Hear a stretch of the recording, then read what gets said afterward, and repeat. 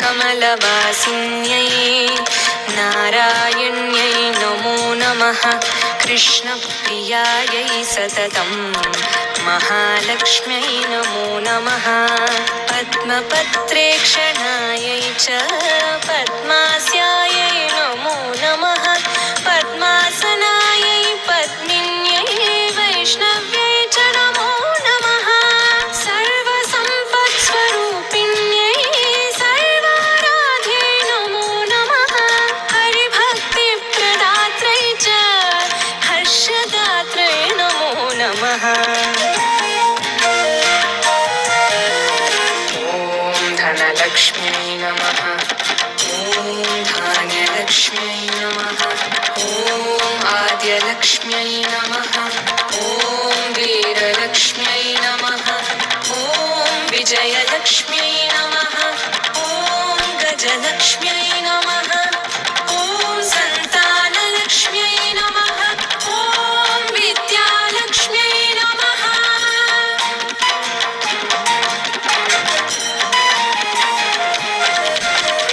कृष्णवक्षः स्थितायै च कृष्णेशायै नमो नमः।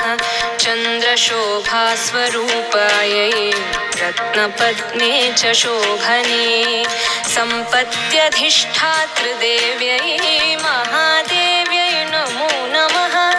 नमो वृद्धिस्वरूपायै वृद्धिदायै नमो नमः। वैकुण्ठे या महालक्ष्मीः या लक्ष्मीः क्षीरसागरे स्वर्गलक्ष्मीरिन्द्रगेहे राज्यलक्ष्मी नृपालये। ॐ धनलक्ष्म्यै नमः। ॐ धान्यलक्ष्म्यै नमः। ॐ आद्यलक्ष्म्यै नमः। ॐ वीरलक्ष्म्यै नमः। ॐ विजयलक्ष्म्यै नमः। ॐ गजलक्ष्म्यै नमः। ॐ सन्तानलक्ष्म्यै नमः। ॐ विद्यालक्ष्म्यै नमः।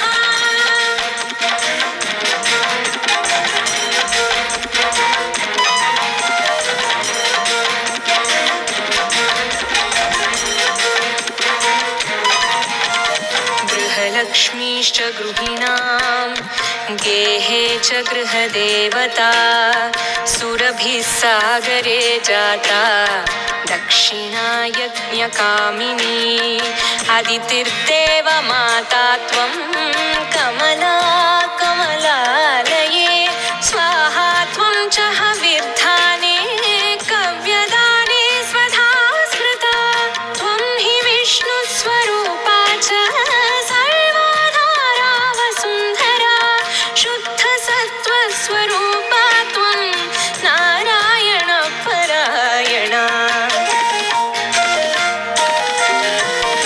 ॐ धनलक्ष्म्यै नमः। ॐ धान्यलक्ष्म्यै नमः। ॐ आद्यलक्ष्म्यै नमः। ॐ वीरलक्ष्म्यै नमः। ॐ विजयलक्ष्म्यै नमः। ॐ गजलक्ष्म्यै नमः। ॐ सन्तानलक्ष्म्यै नमः। ॐ विद्यालक्ष्म्यै नमः।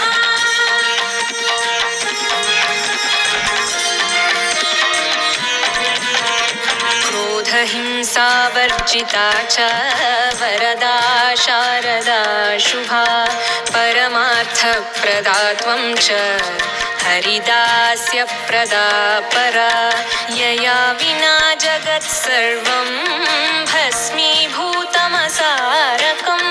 जीवन्मृतं च विश्वं च शश्वत्सर्वं यया विना सर्वेषां च परा माता सर्वबान्धवरूपिणी धर्मार्थकाममोक्षाणां च कारणरूपिणी ॐ धनलक्ष्म्यै नमः ॐ धान्यलक्ष्म्यै नमः ॐ आद्यलक्ष्म्यै नमः ॐ वीरलक्ष्म्यै नमः ॐ विजयलक्ष्म्यै नमः ॐ गजलक्ष्म्यै नमः ॐ सन्तानलक्ष्म्यै नमः ॐ विद्यालक्ष्म्यै नमः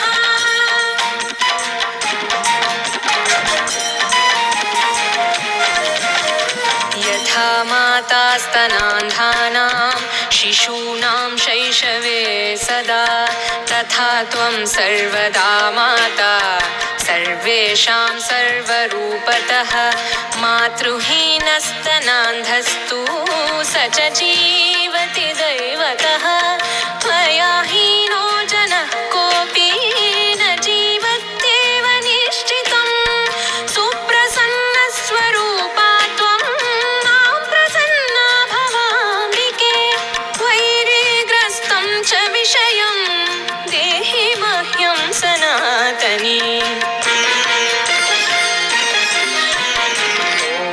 धनलक्ष्म्यै नमः ॐ धान्यलक्ष्म्यै नमः ॐ आद्यलक्ष्म्यै नमः ॐ वीरलक्ष्म्यै नमः ॐ विजयलक्ष्म्यै नमः ॐ गजलक्ष्म्यै नमः ॐ सन्तानलक्ष्म्यै नमः ॐ विद्यालक्ष्म्यै नमः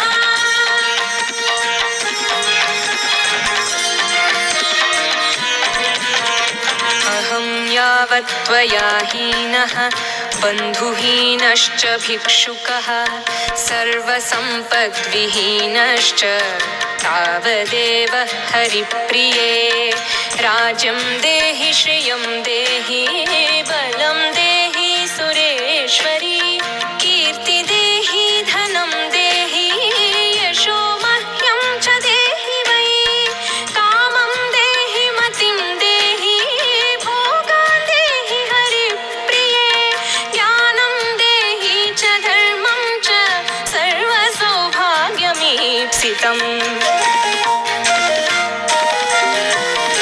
ॐ धनलक्ष्म्यै नमः ॐ धान्यलक्ष्म्यै नमः ॐ आद्यलक्ष्म्यै नमः ॐ वीरलक्ष्म्यै नमः ॐ विजयलक्ष्म्यै नमः ॐ गजलक्ष्म्यै नमः ॐ सन्तानलक्ष्म्यै नमः ॐ विद्यालक्ष्म्यै नमः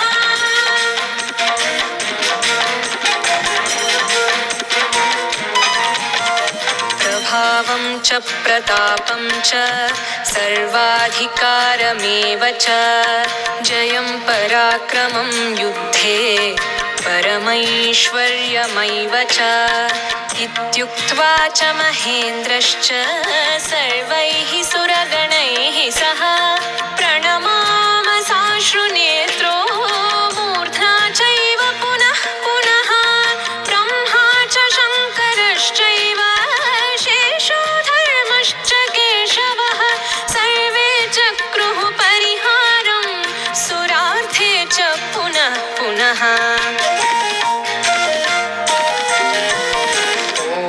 धनलक्ष्म्यै नमः ॐ धान्यलक्ष्म्यै नमः ॐ आद्यलक्ष्म्यै नमः ॐ वीरलक्ष्म्यै नमः ॐ विजयलक्ष्म्यै नमः ॐ गजलक्ष्म्यै नमः ॐ सन्तानलक्ष्म्यै नमः ॐ विद्यालक्ष्म्यै नमः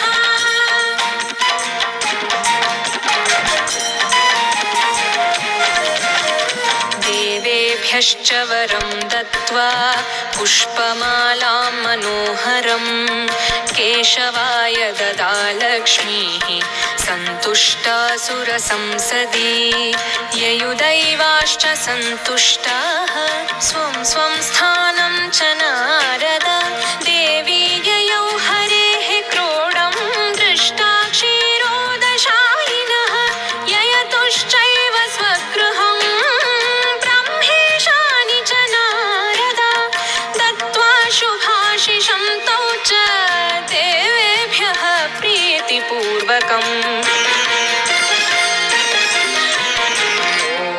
धनलक्ष्म्यै नमः।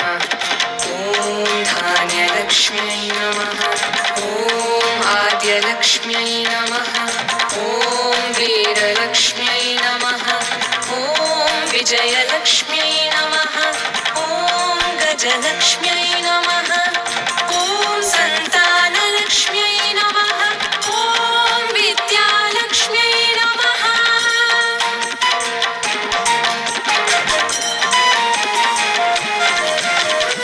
इदं स्तोत्रं महापुण्यं त्रिसन्ध्यं यः पठेन्नरः कुबेरतुल्यः स भवेत् राजराजेश्वरो महान्। सिद्धस्तोत्रं यदि पठेत् सोऽपि कल्पतरुर्नरः पञ्चलक्षजपेनैव स्तोत्रसिद्धिर्भवेत् नृणाम्। सिद्धस्तोत्रं यदि पठेत् मासमेकं च संयुतः महासुखी च राजेन्द्रो भविष्यति न संशयः। सिद्धस्तोत्रं यदि पठेत् मासमेकं च संयुतः महासुखी च राजेन्द्रो भविष्यति न संशयः।